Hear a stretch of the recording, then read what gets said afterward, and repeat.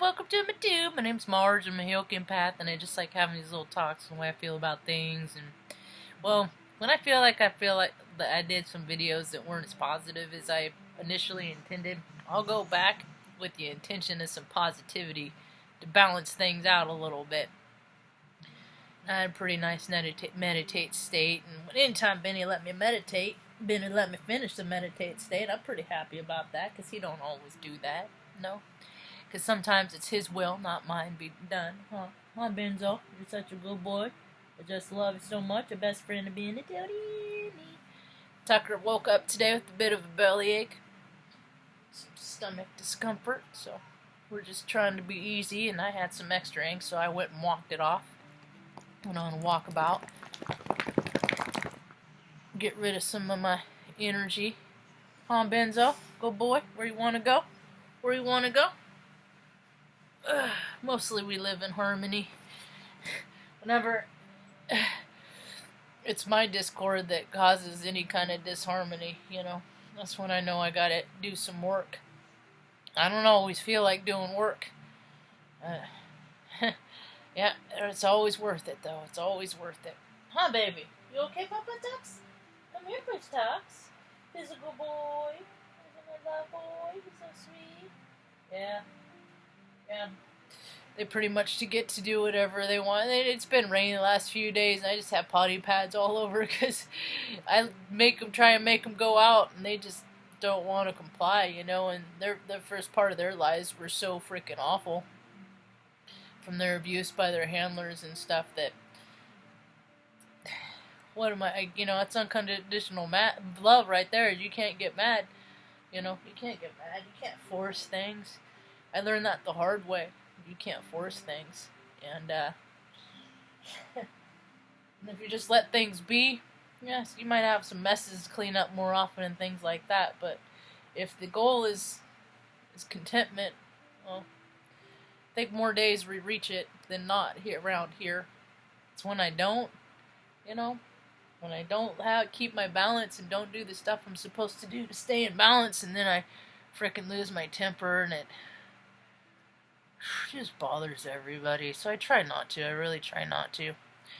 But some of us have more energy than others. Anyway, so what I wanted to focus on is today's the 22nd of December, and here in a couple days it's going to be the 25th, baby Jesus' birthday.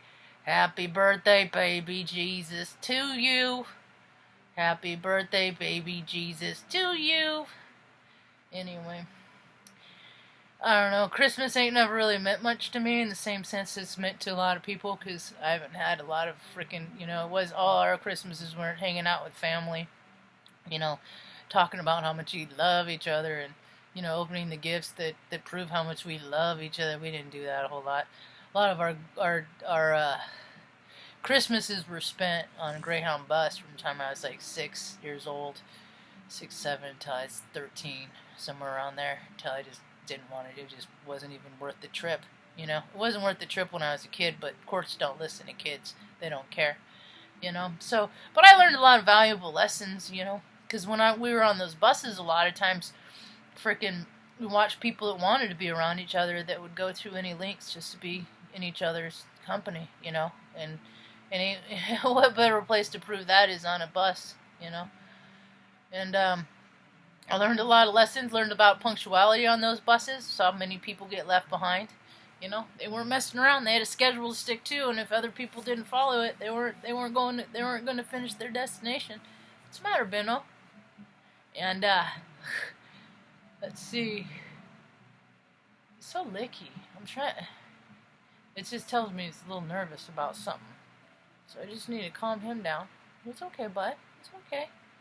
He's just comfortable. Usually they do it for a little bit. When they go too long, then it starts getting obsessive, and that ain't right.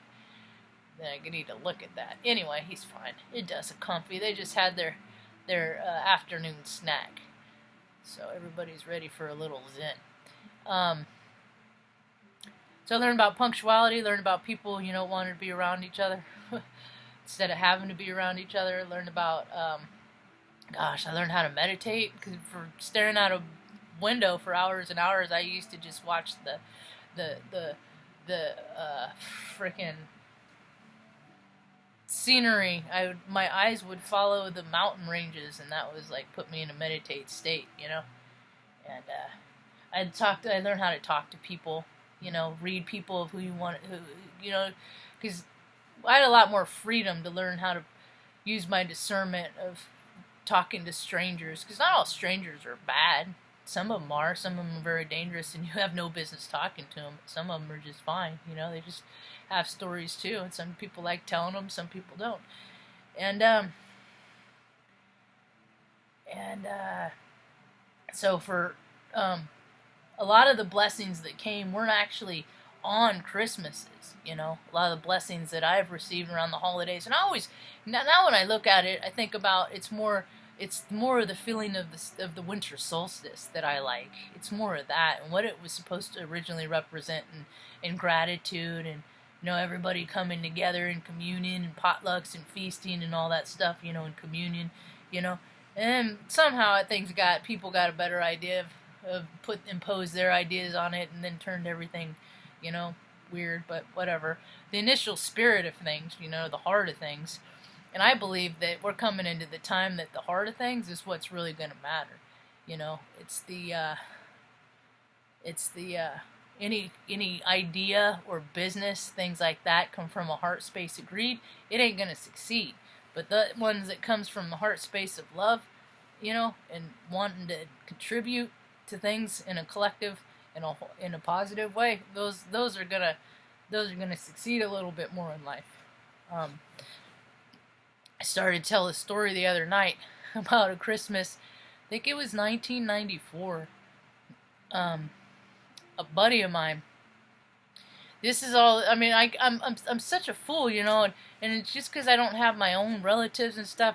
Well, it hasn't meant that I ain't always been taken care of and looked out for. You know, I always had people come into my life that just were right there, you know, just when I needed people the most. Because life is hard, and sometimes you feel like you're all alone, and you are, and then every now and again you meet these little islands of goodness, and just to make you feel better, you know, just to hang on for a little while until you find your own tribe that you can be around all the time, and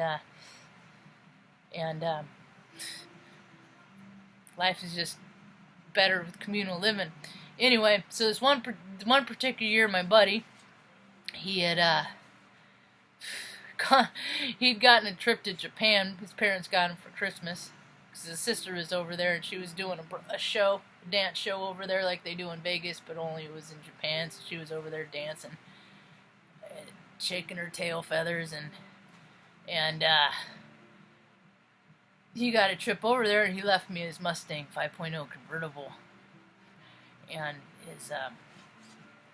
and said, "Here, have a couple. You know, here's a sack of flour, and have a good couple weeks. Merry Christmas." And so it was one particular. It was like, I got up Christmas morning, and you know, after I did the whole, I wasn't very good this year because Santa didn't bring me nothing, kind of thing. You know, I got in the car and drove across town to see if McDonald's was open, and what happened was I freaking.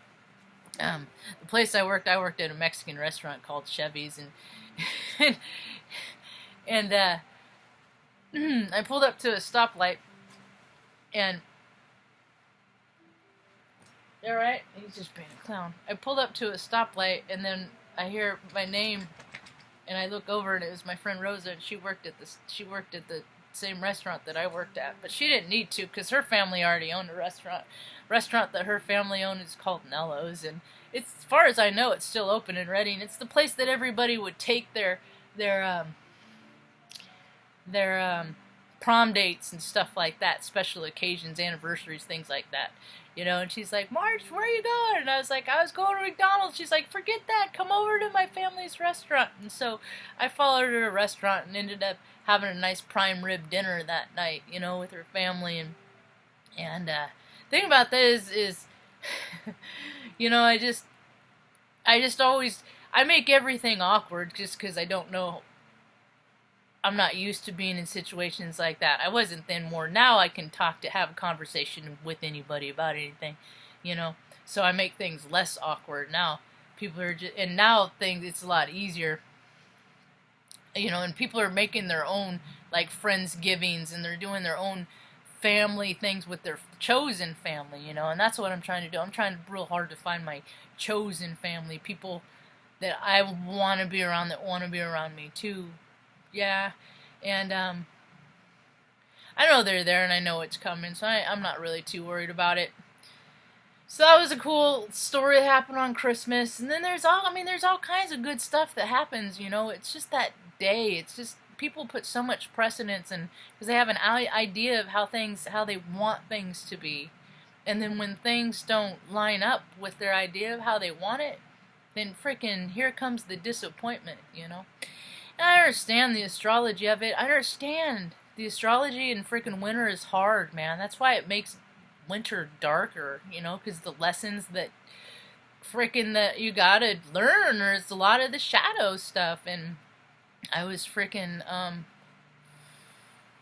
reminded last night, you know, I mean, it's really important to try not to tie any outcome to any situation, especially now. I just remember that, you know, on dates in history, things that happen on the 26th, and the day that the eclipse is happening in South America, and Boxing Day, the tsunami in 2004. You know, a lot of people don't remember that, and how many people remember? I mean, I looked it up, but I mean, some reports say 23,000 died, and some, you know, reports are 230,000 people died, and there's, you know, I don't really know a way now to determine the number. It just lets me know that, you know, on certain dates, there's days that soul contracts expire all at the same time, and, you know, and on some days there's the potential of that to happen more than others, and that's I really try to live in a place of gratitude, and then I get hard on myself when I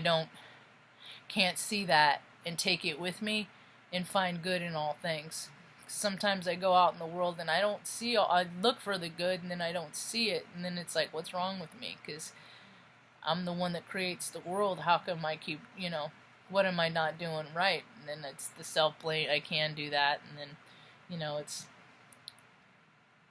that self-deprecating stuff that you got to admit and keep from not doing and all that stuff.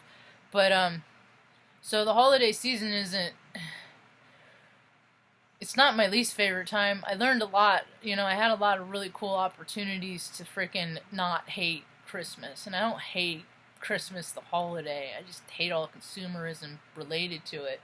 But I had a lot of opportunities to, you know, see and hear, witness a lot of cool things that wouldn't happen if it wasn't for the holiday, with all the lights and things like that people have. I mean, there's a guy I know in Bellevue freaking did a Christmas show every year, the kind that you turn your radio station into, and whatever station, listening to Christmas music that's choreographed with it, you know, and a lot of fundraisers and drives and things like that, and people really get into the spirit of it.